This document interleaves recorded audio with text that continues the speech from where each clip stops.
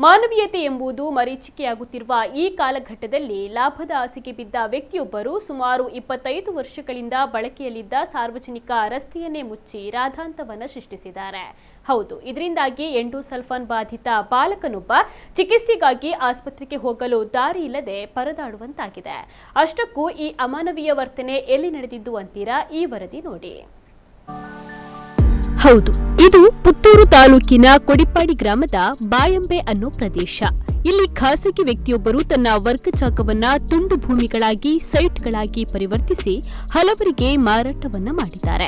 ಈ ಸಂದರ್ಭ ಭೂ ಪರಿವರ್ತನೆಯ ದಾಖಲೆಗಳಲ್ಲಿ ಸಾರ್ವಜನಿಕ ರಸ್ತೆ ಎಂದು ತೋರಿಸಲಾಗಿದೆ. ಕಳೆದ 25 ವರ್ಷಗಳಿಂದ ಈ ರಸ್ತೆಯನ್ನ ಸ್ಥಳೀಯರು ಬಳಸುತ್ತಿದ್ದಾರೆ. ಆದರೆ ಇತ್ತೀಚೆಗೆ ಈ ರಸ್ತೆಯನ್ನ ಏಕಾಏಕಿ ಕಲ್ಲುಗಳನ್ನ ಕಟ್ಟುವ ಮೂಲಕ ಬಂದ್ ಮಾಡಲಾಗಿದೆ.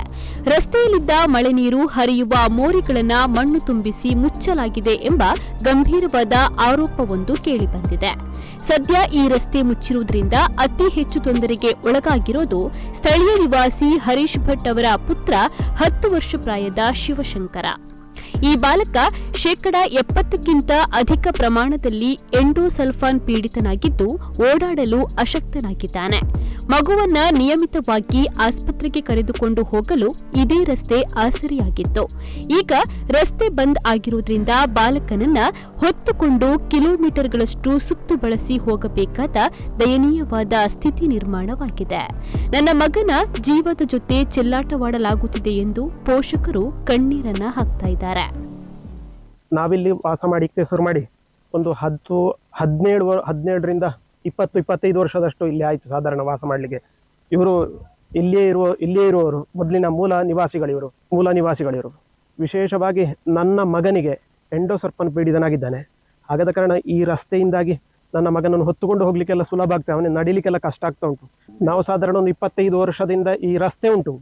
ನಾವೊಂದು ಎಂತ ಮನೆ ಕಟ್ಟಿ ಒಂದು 17-20 ವರ್ಷದ ಮೇಲೆ ಆಯ್ತು. ಈಗ ಅಷ್ಟರಿಂದ ನಾವು ಇದನ್ನೇ ಯೂಸ್ ಮಾಡಿಕೊಂಡು ಇದರಲ್ಲೇ ಹೋಗಿ ಬಂದು ಮಾಡಿಕೊಂಡಿದ್ದೇವೆ.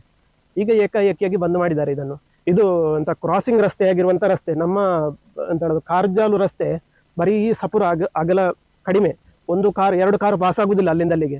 ಆದ ಕಾರಣ ಈ ರಸ್ತೆಯನ್ನು ಕೂಡ ಇಟ್ಟುಕೊಂಡು ಅಲ್ಲಿಗೆ ವಾಹನಕ್ಕೆ ಸರಿಯಾಗಿ ಹೋಗ್ಲಿಕ್ಕೆ ಬರ್ಲಿಕ್ಕೆಲ್ಲ ವ್ಯವಸ್ಥೆ ಆಗ್ತದೆ. ಆ ಉದ್ದೇಶವಾಗಿಯೂ ಕೂಡ ಎಲ್ಲರೂ ಕೂಡ ಸಹಕಾರವನ್ನು ಮಾಡಬೇಕು ಅಂತೇಳಿ ಹೇಳುವಂತಹ ಉದ್ದೇಶ. ಇನ್ನು ಈ ರಸ್ತೆಯು ಕೇವಲ ದಾಖಲೆಯಲ್ಲಷ್ಟೇ ಇಲ್ಲ, ಬದಲಾಗಿ ನಗರಸಭೆಯ ವತಿಯಿಂದ ಇಲ್ಲಿ ಬಾಯಂಬೆ ಅಡ್ಡರಸ್ತೆ ಎಂಬ ನಾಮಫಲಕವನ್ನ ಅಳವಡಿಸಲಾಗಿತ್ತು.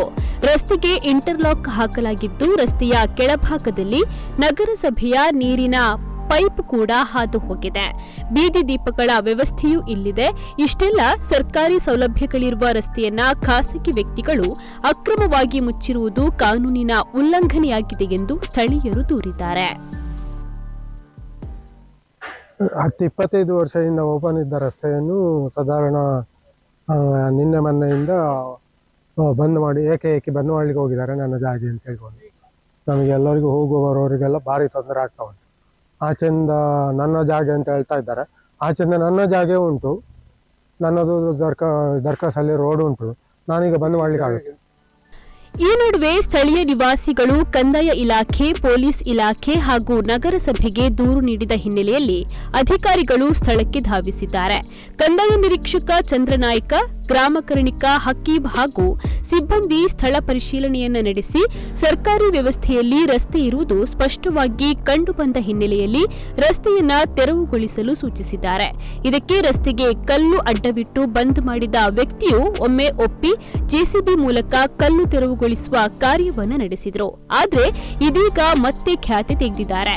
ಇವೆಲ್ಲ ಹೈಡ್ರಾಮದ ಬಳಿಕ ನಗರಸಭೆಯ ಇಂಜಿನಿಯರ್ ಕೃಷ್ಣಮೂರ್ತಿ ರೆಡ್ಡಿ ಅವರ ತಂಡವು ಭೇಟಿ ನೀಡಿ ನಗರಸಭೆಯ ಆಸ್ತಿಯನ್ನ ಉಳಿಸಲು ಮತ್ತು ಸಾರ್ವಜನಿಕರಿಗೆ ದಾರಿಯನ್ನ ಮಾಡಿಕೊಡಲು ಅಗತ್ಯವಾದ ಕ್ರಮವನ್ನ ಕೈಗೊಳ್ಳುವುದಾಗಿ ಭರವಸೆಯನ್ನ ನೀಡಿದ್ದಾರೆ. ಒಟ್ಟಿನಲ್ಲಿ ಎಂಡೋ ಪೀಡಿತ ಬಾಲಕನ ಅನುಕೂಲಕ್ಕಾದರೂ ರಸ್ತೆಯನ್ನ ಸುಗಮಗೊಳಿಸಿ ಮಾನವೀಯ ಮೌಲ್ಯವನ್ನ ಉಳಿಸಿಕೊಳ್ಳಬೇಕಿದೆ.